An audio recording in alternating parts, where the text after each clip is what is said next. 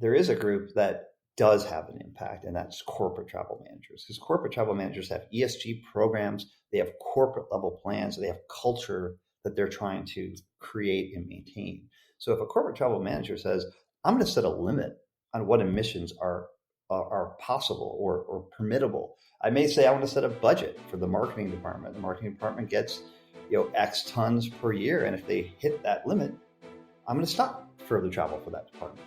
So putting those tools in the hands of travel managers, I think, is where the impact will go from a small number to a large number.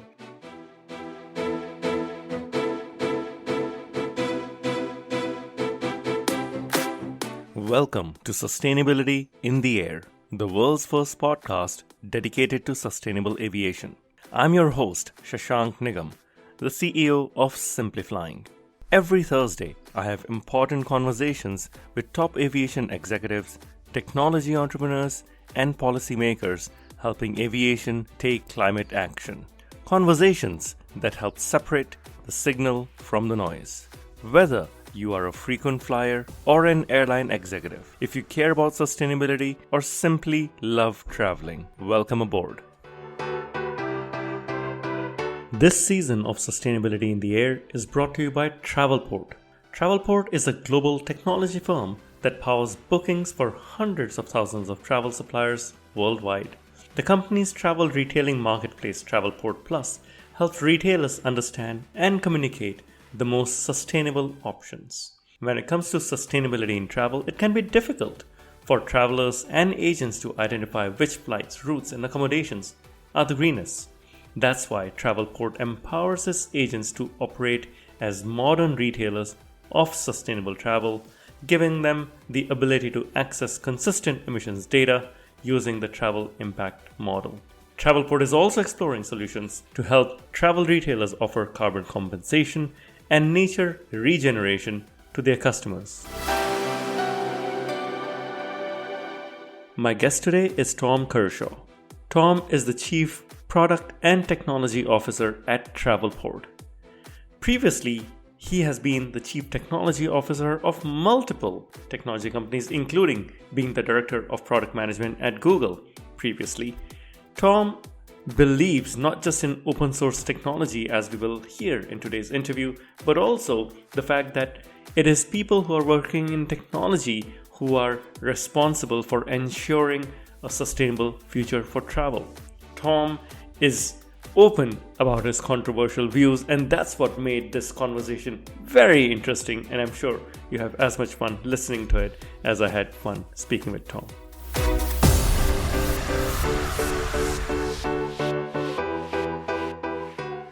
Tom, welcome to the show. It's great to be speaking with you once again. It's been a while since we met in Dubai and shared the stage, where you actually lit the stage on fire, sharing some of your very frank views on why things like offsetting doesn't work or traditional planting of trees won't work.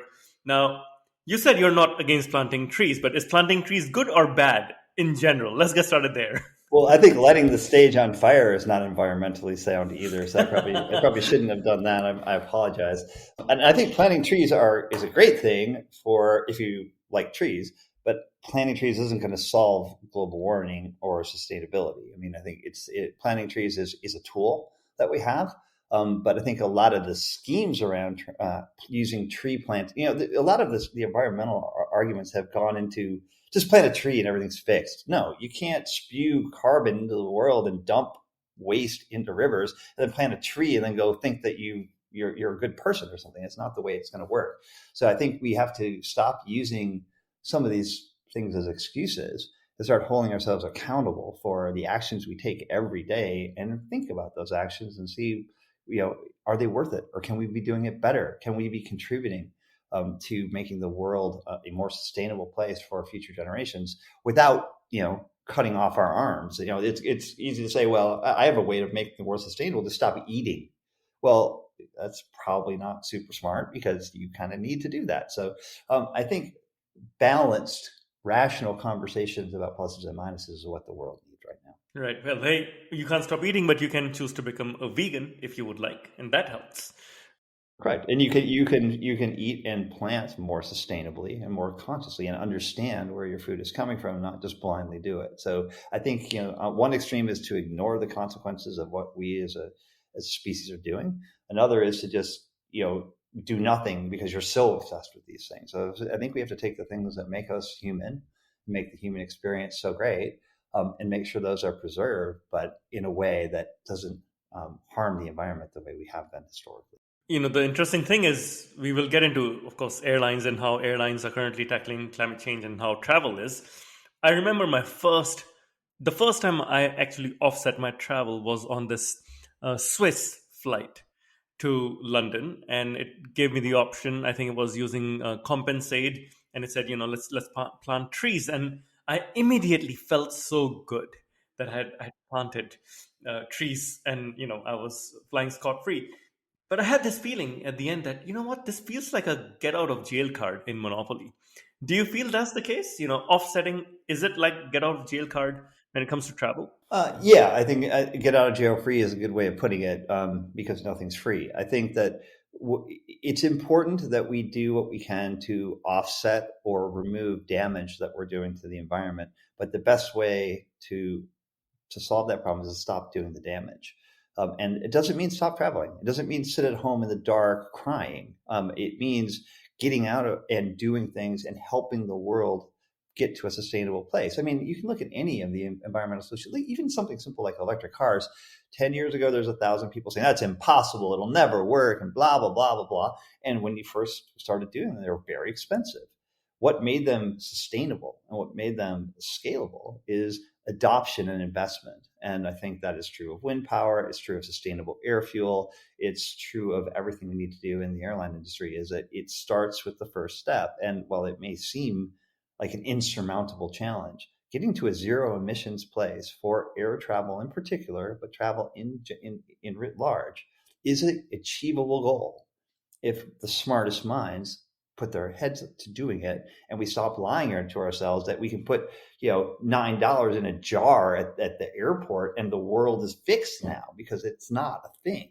So nothing is easy, and this is going to take hard work, coordination, and real blood, sweat, and tears from some really smart people. But that's why I believe it's very much achievable. We are talking because you're a smart person, and also you are not necessarily in a sustainability role. You're actually the chief product and technology officer at Travelport. You have a history in your career of being chief technology officers for multiple companies. You were director of product management at Google in a previous lifetime. How is sustainability part of your portfolio at Travelport? What does it have to do with your work at all? I think sustainability is largely a technical problem. Part of it is about measurement, prediction, and how we retail the travel experience and how we sell it. So I think the way we've been selling it and the way we've thought about it hasn't taken sustainability into account. And so I think you raise a really good point, because I think there's all kinds of chief sustainability officers or people who look entirely at sustainability, but they're not integrated to the rest of their work. They're off on the side, and that lack of integration is holding us back. I think that when you really we'll look back on the moment where we crossed over into really making a contribution to sustainability. It's when the chief revenue officer started caring, and the CEO cares, and the HR person cares, and lowly technology people like me who normally work in the basement, they don't talk externally. We start caring, because I think we all have to pull together.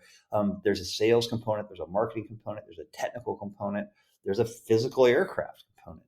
So all of us need to be a part of this. And I view, from Travelport's perspective, we're a software company for travel buyers and sellers, that we have to think sustainability in everything that we do. It's got to be part of our culture, part of what we believe in order for us to make the difference that we need to. And you'll find that a lot of things you talked about, offsets, carbon capture,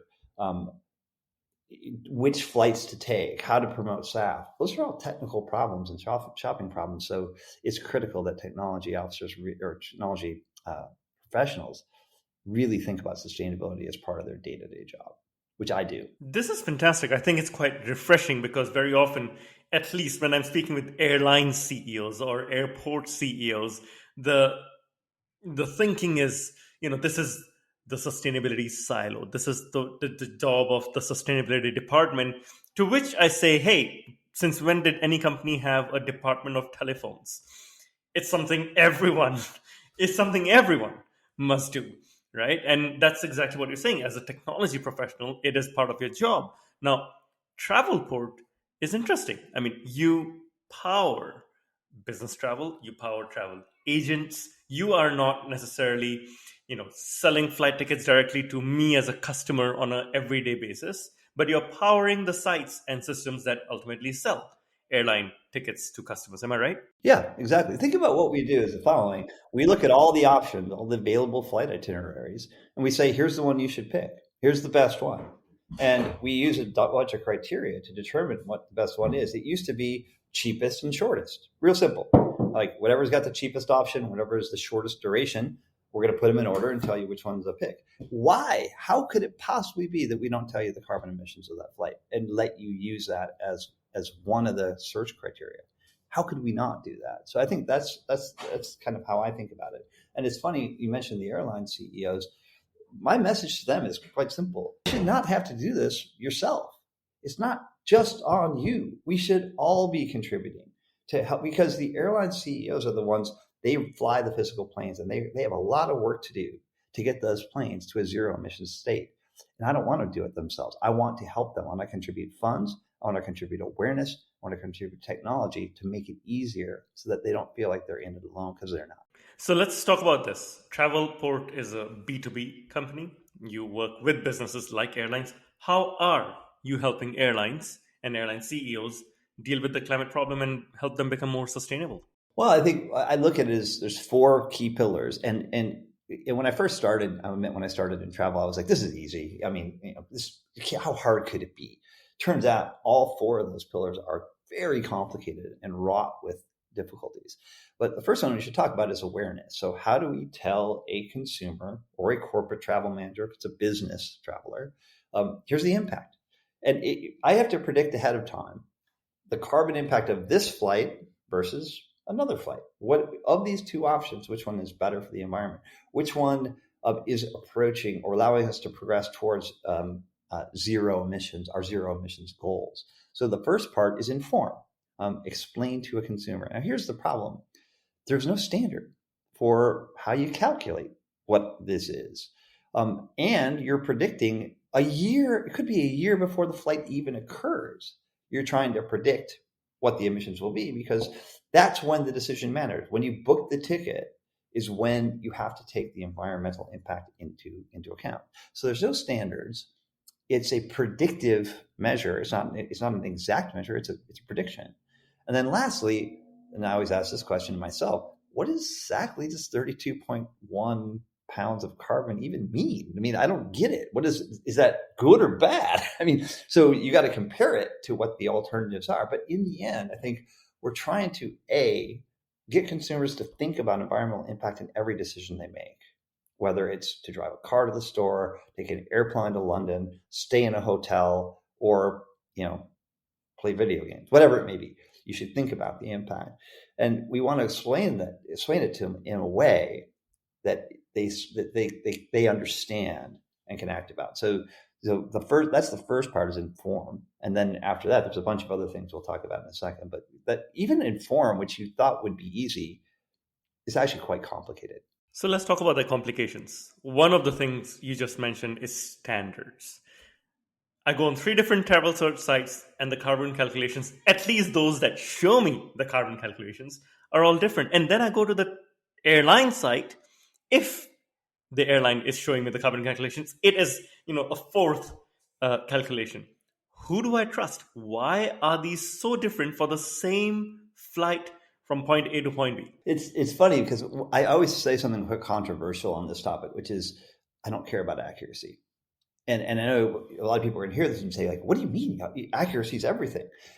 Every day someone knocks on my door and says, I've got the most accurate predictor of carbon emissions. I take it all into account. The way the sun knocks off the mirror in the lavatory, and that hits against a red carpet and adds like 1 micro ounce of carbon to the atmosphere.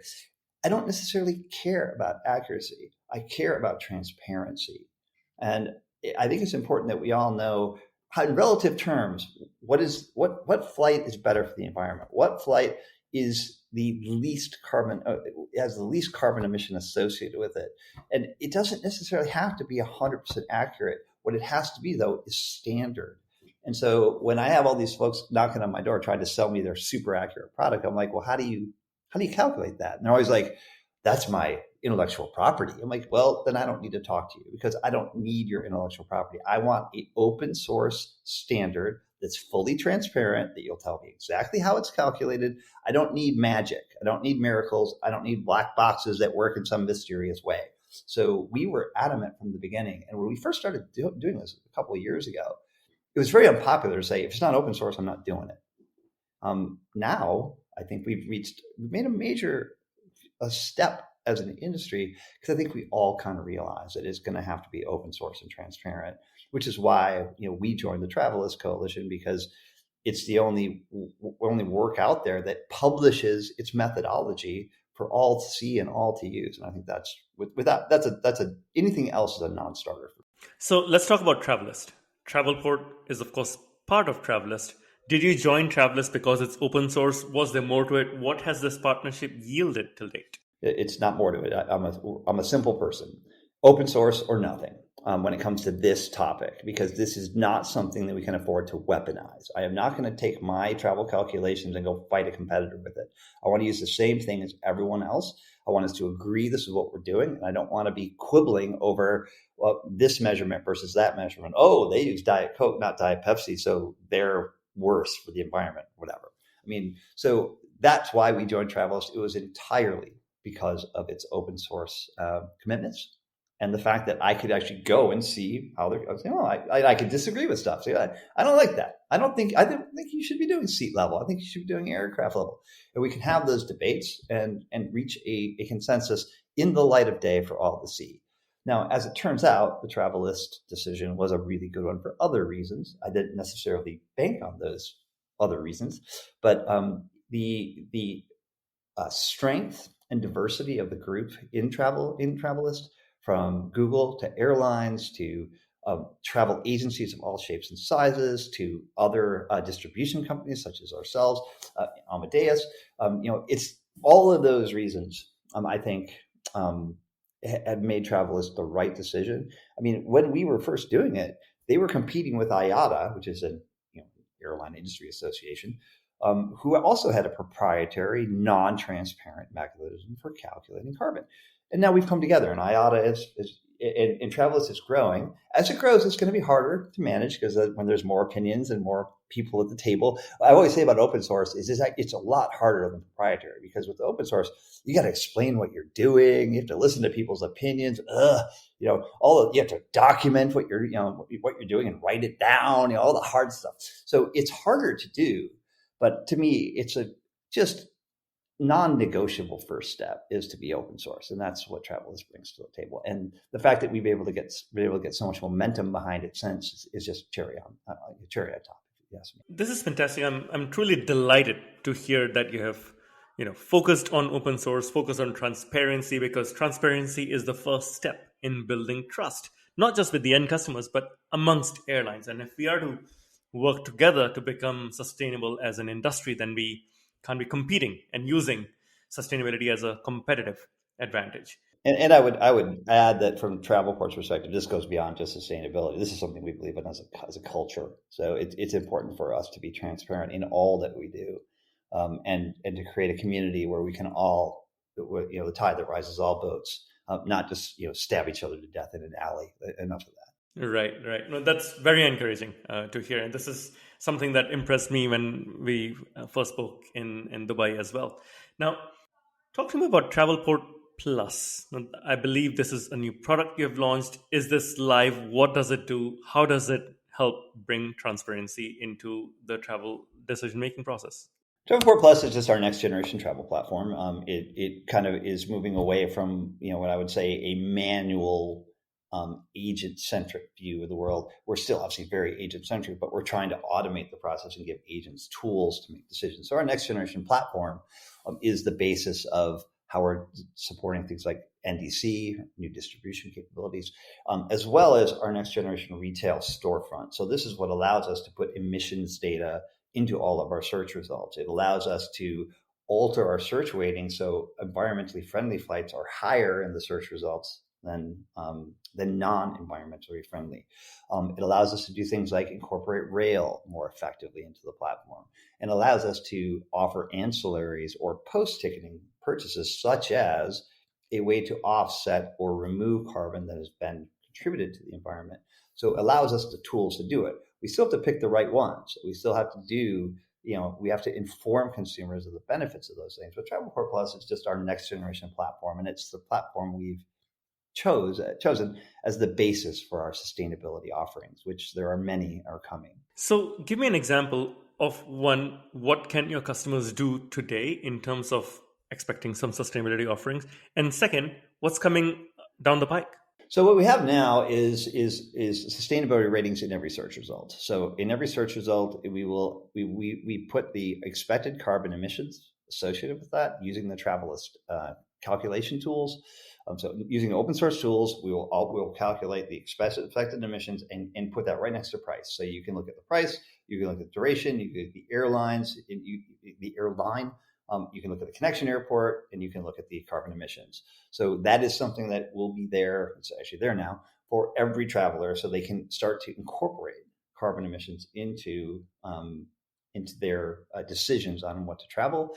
We also have rail integration on Travelport Plus, so you can do searches for rail options or connect a air segment to a rail segment. For example, in much of Europe, this is starting to be a regulated, mandated thing, that you don't take domestic flights, that you have a seamless interconnect between a rail option and an air option. So those are the things that are there now. The things that we're adding are a kind of a rethunk, and I think more powerful options for offset than what the industry has traditionally had, as well as the ability to alter the search results. So, if you're familiar with when we do an air search, the first 10 results are on the first page. You have to scroll down to the additional results. Guess how many people scroll down? Like 8%. 92% of the people are going to pick the options in the top 10. So what we choose to display and recommend as optimal is a huge responsibility. And it not only is it a responsibility, it gives us great ability to influence decisions. So we are putting into, this will be available in Q4, we're putting in controls that allow the agent or the agency or the corporation, who, if it's a business traveler, the corporate travel manager has authority and responsibility over what their company stands for. So giving them access to search control so they can favor low emissions flights over higher emissions flights is a tool that we're actively putting into the market. And that will have a huge impact, because corporate travel typically is going to have a more of a influential impact on the industry than leisure travel. This is very interesting. So you are already showcasing the more sustainable options up top. Are you seeing customer behavior change? Are people making choices where they're taking, let's say, a more expensive non-stop flight as opposed to a cheaper two-stop flight because it's more sustainable? Are you seeing that? Yes, to a degree, but it's very limited. And it's great you brought this point up, because I've been to so many conferences where I did a survey and 78% of people said they'll pick a more sustainable option. Well, you know what? I got a survey. It's called The Real World, and that ain't happening. I see it every day when people search on our platform and they book. And they say, yeah, I really want to do something good for the environment, but I'll take the cheapest, shortest flight. Thank you very much. Click on, they go, and not another thought. And maybe what they do at the end is they give $10 to save the dolphins, and they feel good about themselves. That's the land we're in right now. But I don't care what a consumer says in a survey. I care about what a consumer books in the real world. And we introduced this for the first time in one of our European subsidiaries, a company called Ketz in Austria, about 4 years ago, and said, we're going to offer environmentally sustainable packages at higher prices. And what we saw is take up immediately, took off, went whoosh, and then it hit about 4% and leveled off and stayed there for 5 years. So there certainly are groups of people who care passionately about the environment, the way I do, who make decisions based on environmental factors. However, most consumers don't. Most consumers, in the end, will pick the combination of money and convenience. However, there is a group that does have an impact, and that's corporate travel managers. Because corporate travel managers have ESG programs, they have corporate level plans, they have culture that they're trying to create and maintain. So if a corporate travel manager says, I'm going to set a limit on what emissions are possible or permittable. I may say I want to set a budget for the marketing department. The marketing department gets X tons per year, and if they hit that limit, I'm going to stop further travel for that department. So putting those tools in the hands of travel managers, I think, is where the impact will go from a small number to a large number. I do think that small number that we saw 4 years ago is higher today because awareness is greater. And that's why I think the informed part of our strategy, putting the emissions in every search result, is critical because it takes time to change consumer behavior. You don't just wake up and I'm a new person today and now I'm going to be all environmentally sensitive. No, you got to continuously inform them. So I think it will take time. All the surveys indicate that there's a willingness to do it, but it's going to take us a little bit longer before you see widespread consumer changes. You also have to, another thing I would mention is a lot of the stuff we're offering as an industry, and I think you've seen this, is we're offering stuff that won't be available for 10 years. Like, here, give me $10 and we'll buy sustainable aviation fuel. But there's no one to buy. It doesn't exist yet. Or like, oh, give me $10, I'll remove carbon from the atmosphere using a carbon removal plant that hasn't been built yet. So, I mean, I think what we have to do is, yes, we should be investing in the future, but we also need to build credibility by doing stuff now. And there are things we can do today that we absolutely have to. You touched upon something I feel passionately about. It is the dissonance that travel, specifically airlines, have when it comes to delivering their promises. And simple example, if I book an Uber Green using the Uber app, a Tesla Model 3 shows up and I'm driven fully electric to my destination. That's their promise, and they deliver it within 5 minutes. I have recently moved to London and I saw a bus which said, this bus runs on hydrogen. Guess what? If I board that bus, I'm actually being driven on hydrogen fuel cells. It works. You're absolutely right. If I have now recently offset my last flight using the SAF option, and I was not told not only whether there'll be any SAF on my flight, but when the airline will have SAF. To be honest, I felt a bit cheated by the end of it, that, you know what, I've paid quite a bit more than just planting trees, and I'm not really sure if you, the airline, are going to honor your word. And, that's something I'm personally grappling with. Yeah, it's a struggle because we haven't built the technologies that we're counting on. And I always kind of joke that the industry we're going to be carbon neutral by 2040, and all the people making that commitment will be retired by 2040. So it's great that you're making these commitments on behalf of people who are going to take your place. But that's the same as handing a burning planet to tomorrow's youth. It's not okay to do either of these things. So we have to look at what we can do today. And I do think that we're going to have to invest today in having SAFs 10 years from now. But right now, and I won't name the airline, but there was an airline who made a big public statement a few months ago, like, we're going to fly the first intercontinental all SAF 100% air flight. Of course, I called them, I want to be on that flight. Tell me what it is, and I want to book it today. They're like, well, there's not going to be people on it. Well, then what's the point?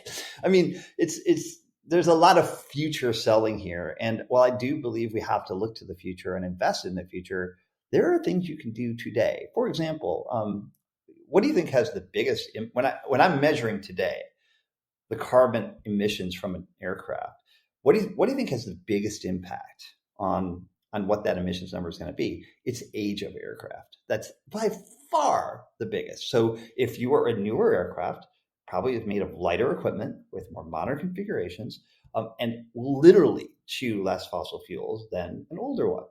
And we can inform customers of that, incent them to fly newer aircraft. And if they fly more newer aircraft, what's going to happen? Airlines will invest in more newer aircraft. This is not super complicated, yet we're not doing some of these things because we're like, man, 2070 is going to be a great year, dude. Can't wait for that, man. My grandchildren are going to love it. Meanwhile, here I'm going to go plug in a coal furnace and smoke a cigar. I mean, it doesn't make sense. I like how you dramatize it because it is indeed dramatic. Now, you mentioned that there are two categories. There is the end customer, and you're right, about 4% adoption rate, 4 to 7% is what we hear in most climate aware economies. I'm seeing some offset adoption rates in the double digits in a few markets. Again, I think it's in, like you mentioned, in certain highly aware markets like Australia, you're seeing take-ups that are growing. But you're right. In general, the take-up of these things is certainly single digits. Right. Now let's talk about the corporate segment once. And this is extremely important to Travelport. It's a important clientele for you. And like you mentioned, there are corporate pressures. Corporates face pressure from investors, from governments to ensure that they have, scope 3 emissions accounted for, of which airlines are a huge part. Are you seeing a better take up from the corporate clientele and from corporate customers when they book air travel? I'm starting to. Here's what I am seeing. It used to be a few years ago, our corporate customers would be like, "So, what are you guys doing about sustainability? What's your view of SAF?" And we'd answer them like in a meeting as an afterthought. Now I'm getting these RFPs, and there's not a sustainability question. There's a sustainability section of like 3 pages with all kinds of different things coming down to what are the emissions of your toilets in your headquarters, to are you using organic, goat feces to fertilize your plants, that kind of stuff, to like, what are you doing to make air travel more sustainable? And so every corporate travel manager is starting to make decisions using this criteria. And I think that is revolutionary to me. So what they didn't have until recently was the tools to do it. We didn't have tools to give them reports. We now have those. We built free reports that we give out to our agency customers to say, here's your emissions. Here's how you stack up to your peers. Here's how much ahead or behind the rest of the industry you are. So informing them is something that really wasn't possible a few years ago. Now it's table stakes. And I think now that we're giving them the tools to be able to elevate sustainable travel into the search results for their travelers, I think you're going to see a huge, huge impact. I'm glad to hear this. This is sort of the left hand and right hand, right? Both of them coming together to work together. And this is the way it's supposed to work. You're right. I mean, you've got governments offering incentives and tax breaks, that we have in the US. You've got marketing departments saying, we stand for this. ESG is important to us. All of these things coming together. It's like your earliest question about technology versus sustainability. We're all sustainability officers, every single one of us. And we need to think that way. This is really encouraging. Like I said, I'm finding this whole conversation quite uplifting. What are some of the innovations that you're seeing on the technology side and some of the technology advancements that you think will have the biggest impact in the future, in the short term and medium term future, to make travel more sustainable? Well, I mean, a lot of the main enhancements. I'm not going to say that my software company is single-handedly changing the world. You have to look first at the emission standards, and I think SAF is a real thing. I think it's just going to take some time. I think that reconfiguring aircraft, smarter builds of aircraft to be lighter, huge impact. I think electrical aircraft, still early on, huge impact. We got to do these things. I think carbon capture, or removing carbon from the atmosphere, more so than just planting trees and hoping, I think these are real technical innovations, and some of them will fail. Some of them will be too expensive initially. Like if you look at carbon capture, for example, which is what we're doing instead of offset, we want to remove carbon. You give me, you want to pay for a removal, we'll remove the carbon from the atmosphere. The problem is for $50 US, you're going to offset 2% of your travel. That's not really a compelling thing. Like, I'll tell you what, give me $50 and we'll take 2% of what you just did away. That's not compelling to the user. So I think, I think we have to continue to invest in these future things. These are the most technical, to me, the most important technical innovations are SAFs, carbon capture, and new aircraft configurations using different fuel types, non-carbon emitting fuel types. That's the most important. But what we're doing, which may seem tiny to the world, is we're using search and the internet to inform customers of the impact. We're providing search results that take that environmental impact into account. We're making the air, rail, hotel, car, transfer stuff seamless, because a lot of what's happening, because the lack of integration also confuses users. So like they might say, I'm going to take an environmentally safe, I'll take the lowest emissions flight, and then I'm going to get into a gas guzzling SUV and drive an hour to my destination. Well, you just offset in the wrong way what you did. So I think providing a complete package of environmentally friendly travel, these are all things we can do with data, and we can take the data. We see billions, tens of billions of searches a day. I can take this data and say, this works, this doesn't work. So helping using data to convince users to get to sustainable outcomes. These are all things we can do that I think are very innovative and very important. That's again, I think this is indeed the way to go. I think there's many other CTOs and technology firms can learn from this.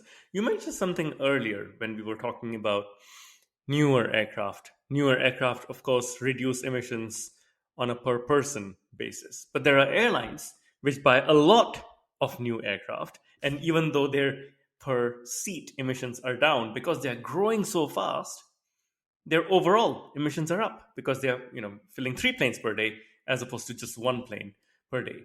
How do we balance growth within aviation? Aviation expects to double the number of flights, I think, by 2045 from what it is today, and the need to cut down emissions. Do you think we can actually realistically cut down emissions without demand management, which is a scary word for a lot of airline executives? I think we can. I think that, I have an opinion, which people can feel free to disagree with, that travel is existential, that interacting with human beings gives us empathy, gives us understanding, makes us better as a species. And we couldn't do what we're doing if we didn't communicate with each other, understanding cultural differences and all the things that matter. And I would argue that seeing your family, the world is distributed all over the place, and I think seeing your family is part of the human experience. It's not a discretionary thing in my mind.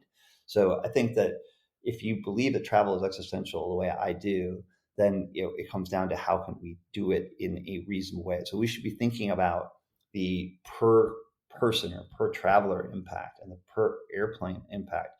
And because an airline is growing doesn't mean that they could be replacing a form of travel that was less sustainable because they're doing it in a more effective way.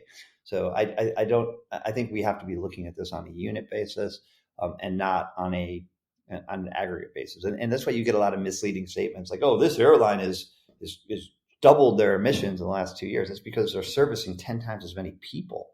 And that the positive impact of the latter more than outweighs that of the former. I am certainly not saying the solution to this problem is everyone sit at home in the dark. It's not the solution. Travel, I'll be the first to admit, does make the world smaller. I'm a living example of travel. Having been born in India, I grew up in Singapore, and I've lived in 5 or 6 countries since then, including just a few weeks in my latest home here in London, UK.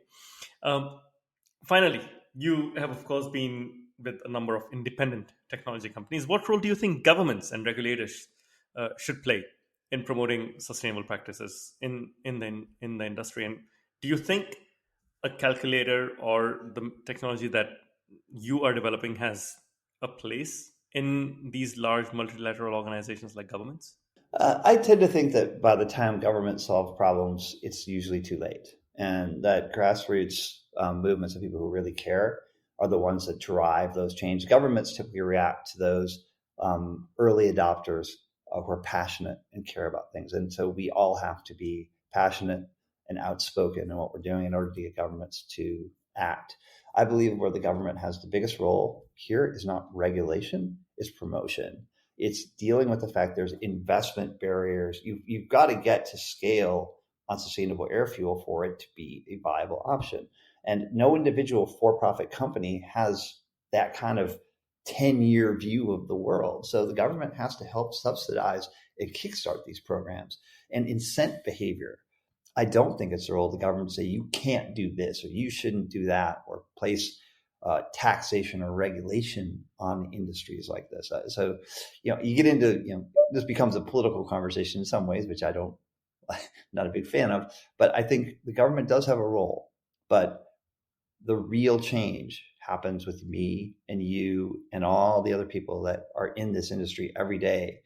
And when those of us in travel make environmental impact a key part of our daily jobs, that's what's going to change the world, not some government sitting in some ivory tower, throwing dictums out the window. The interesting thing is, I, being coming from a technology background myself, used to be a very strong believer, and I was in this camp.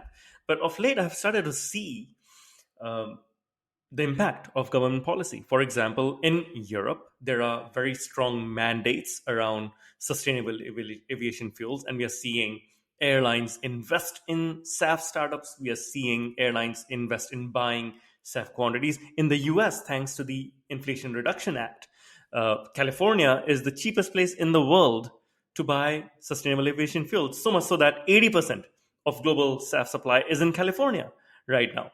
Both of these phenomena are being driven by the government.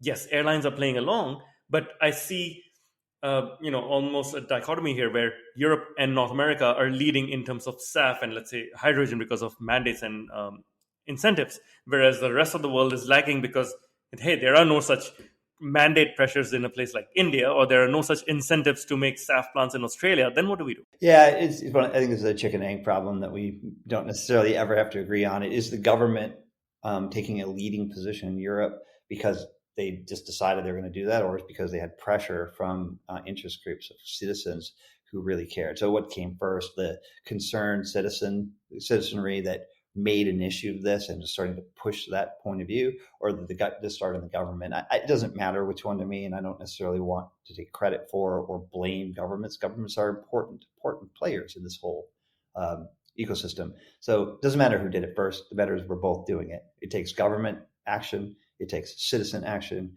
It takes companies leaning in. It takes being informed. It takes podcasts like this. It's every little thing coming together. And if you remove one of those things from the equation, you just made it harder for everybody else. So I think governments are, I'm not trying to imply governments are horrendous, rotten things that don't help. They certainly do help. But I take a little credit for us noisemakers that we also deserve a little bit of credit for what's going on. No, absolutely. I remember Dirk Singer, who's my partner in crime and in Simplifying here, and leads all our sustainability research. He likes to say, where there's public pressure, the government reacts, and the government puts policy in. So it has to start somewhere. Putting back your CTO hat on, if you look into the future, 3 to 5 years from now, what will make you look back and say, you know what, I'm extremely proud of these 1 or 2 or 3 successes that I've had in making travel more sustainable? What would be, your 3 biggest wishes if they were to come true 3 to 5 years from now? Number one, we all had a standard interpretation of what sustainable travel means. We all agreed that this is an acceptable thing that is important, and this is something we shouldn't do. We should not be taking a flight that emits more than this amount of carbon. We should not be using this type of transportation if it emits more than this carbon. So we have an agreed standard that we're all practicing and singing to. That's one. Number two is that corporate travel managers have the tools to do what they want. They all have expressed a strong desire to improve their ESG scores and to contribute as a company, to change their culture to be one of the earth first. And we're not giving them the tools to do those things. So I would like to 5 years from now have corporate travel managers saying, I checked this button to remove emissions above this level from my search results. I'm actually using these tools. Well, that would be number two. Number three is that we would have a material improvement in the age of aircraft in our skies, that we would be able to look and say, look, the average age of aircraft was 7 years and now it's 4. And that's because of what you guys have done. Like, those are all things that happen now. And when you ask that question, I really like the question, because it's like, what does success look like 4 years from now?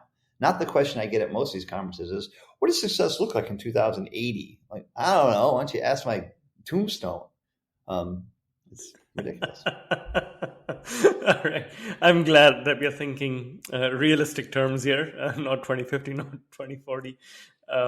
And I'm really good. In fact, JetBlue is one of the airlines we are featuring in our upcoming book, also called Sustainability in the Air. And one of the reasons we're featuring JetBlue is because they actually have a 2040 net zero target, which is ahead of most of the airlines, and they're working very hard to get there. So it's very interesting, people working on shorter time horizons than most others and what they're doing. Tom, this was very interesting and very fascinating. I learned so much and totally enjoyed our chat. The final part of this interview is one which sometimes may make some people uncomfortable, but we call it the rapid fire round, and we get to know you a bit more personally. So I'll start with something very simple. What's your favorite airline? The airline I fly most is Delta. I have a Delta frequent flyer relationship that goes back decades. But since this is a sustainability podcast, I do have to shout out United Airlines and what they've done in the sustainability front. I think they've been leaders in this area, and I very much respect what they've done, as many other airlines have done. But personally, yeah, I'm Delta card. Yep, fantastic. What's your favorite book? My favorite book, well, there's lots of books I used to read when I was a kid, like Watership Down, about like rabbit murder and stuff. But I'll point to a book called The World Without Us. It was written, I think, about 10 years ago by this guy, Alan Weisman. And it's basically what happens when humans disappear. And what you find is the Earth is very regenerative. The Earth has ways to come back against almost insurmountable things. And I think that book is quite powerful in kind of explaining the fact that the Earth will do just fine if we just give it the tools to do so. In fact, that answer makes me think that all of this fight for climate change is actually to protect our species, not necessarily the planet Earth. The planet Earth will take care of itself. It's about ours. The planet can be quite hostile to humans, rightly so. Indeed. What's your favorite city, Tom? Well, Los Angeles is the greatest city in the world. It's where I currently live. So certainly LA has got to be up there. But for travel, I love Tokyo. I love Santiago, Chile. I love London. I love Hamburg. Okay. Wow. Fantastic. That's quite a few. We'll stick to Los Angeles. What's your favorite movie? LA is the best. What's your favorite movie? And do not say it's lost in translation because you mentioned LA and Tokyo. No, my favorite movie, I always say the same thing. It's Home Alone, starring the amazing Macaulay Culkin. So I love that movie when it came out. I love it now. And I love the DIY nature of protecting yourself against evil, nefarious criminals with rakes and stuff like that. That's awesome. Fantastic. Who is someone you would like to be stuck in the middle seat on an 18-hour flight? Who is someone? I love talking to people, so almost anyone would be good. I think of someone stuck next to a seat. I think of that movie, the Up in the Air, the George Clooney movie, and like in that movie, like the reward you get for being the biggest frequent flyer in history is you get to sit next to Sam Elliott. And I'm like, yeah, that's cool. I would love. I think my reward for traveling the way I've traveled, if I could spend an hour with Sam Elliott, that'd be awesome. Fantastic. I'm glad to know. I'm glad to hear. What is something you want to learn, Tom? Oh, I always want to learn something new. I'm new to travel. I just learned. I still have probably 5 more years before I halfway know the beginning of how travel works. So, I like when I know everything. It's which has never happened, but I don't want to know too much. I want to always be learning and challenged. And whenever you feel like you're the dumbest person in the room, you make the most progress. So I'll learn. I like learning all the time. Fantastic. I actually had one of these moments quite recently. After 15 years in the industry, I actually chaired a conference in Amsterdam on sustainable aviation fuels. It was my first ever fuel-related conference.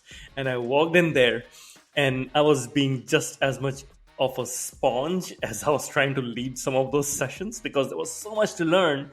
And I had met barely 5 of the 500 people in the room in the last 15 years. So that was not too long ago, and I can totally relate to this feeling. Yeah, it's totally true. Just the other day, I got a lecture on how carbon removal, carbon capture works, and I was like, I had no idea that's what you're doing. Wow, that's fascinating. So every day, there's something that you stumble across that you're like, I had no idea that works that way. So it's super cool. There you go. Who do you look up to? Who do I look up to? I look up to everyone in our industry who is trying to change things and who is trying to be trying to embrace change, not preserve the past. I think there's politicians who are doing that. I think there's writers and artists. I am a big believer in art and theater, and ballet, music, and I think the people who have influenced me the most, it's usually an artist or a singer more so than a politician or a businessman. Artists are cool. business people are like us. Did you grow up practicing some sort of art, Tom, or do you currently play or do something artsy? Well, yeah, I'm too busy worried about how airlines work right now than to do that. But I still see music all the time, and I'm a big believer that that art is just one of the things that really changes the world. Fantastic. The interesting thing is, I recently had a guest who's the Chief Sustainability Officer of Swissport, who was previously the CFO at Swissport, and before that, she was a professional ballerina. Oh. Now that's hard work. Being a ballerina is hard. Being an engineer is super easy. Final question, Tom, for you. What is the best advice you have received? The best, I'll paraphrase the way my dad put it, and I'll say what it means. My dad always said, never play the inside straight. That's a poker reference. But what it meant was, it may look attractive because it's something that the math tells you it's not real. So the best advice is pay attention to the math. Look at the data. Don't make gut decisions on what looks attractive because there's a king and a jack in the same hand. Think about what you're doing and let data drive what your decisions are. Fantastic. Data-driven decisions it shall be. Tom, it has been a pleasure speaking with you once again. Thank you. Thank you to Travelport for supporting this podcast as well, for coming on as a partner. I truly am positively encouraged to hear your commitment to open source, your commitment to informing and impacting travel decisions. And I truly do wish that you achieve every single one of your goals in the next 4 years. Great. Well, thanks so much. And thanks for having us on the show. And thanks for doing what you're doing, because I think you're having a huge impact around informing people what's going on in the travel industry. And everyone who matters in travel sustainability listens to what you're doing. So you've really done great stuff. Thank you. To be very honest, I do this because I learn, and I have these questions myself, and I hope some other people do as well. So this is just as much fun for me as it's for anyone listening. Thanks once again, Tom. Thank you for listening to this episode of Sustainability in the Air. Aviation is one of the hardest to decarbonize industries, yet there are multiple paths to get to net zero. Awareness is key to a green future. So please give us your support to help our sustainable aviation insights reach a wider audience. You can do this by sharing this episode on your network, on LinkedIn, Twitter, or even WhatsApp. Or perhaps you might consider leaving a review on Apple Podcasts, Spotify, or wherever you listen to this episode. You can start a conversation with us by writing to us at podcast@simpliflying, that's simply with an i.com. And for more content on sustainable aviation, please visit our website green.simpliflying.com and join the movement. Sustainability in the Air is an original podcast by Simpliflying. The show is produced by Juraj Toth in Slovakia. Dirk Singer is our Director of Sustainability, who leads research for each interviewee out of Greenwich, UK. Shubhadeep Pal is our supervising editor based out of Mumbai and Singapore. The articles are written by Ayushi Badola in Dehradun in India and Mira Hull in Montreal, Quebec. Creative design is led by Ligia Esteve in Montreal. Baiba Drimen is the project director for the show based out of Valencia, Spain. Special thanks to Wendy Sim in Singapore. And I'm Shashank Nigam, the CEO of Simpliflying and your host. Please feel free to connect with me on LinkedIn.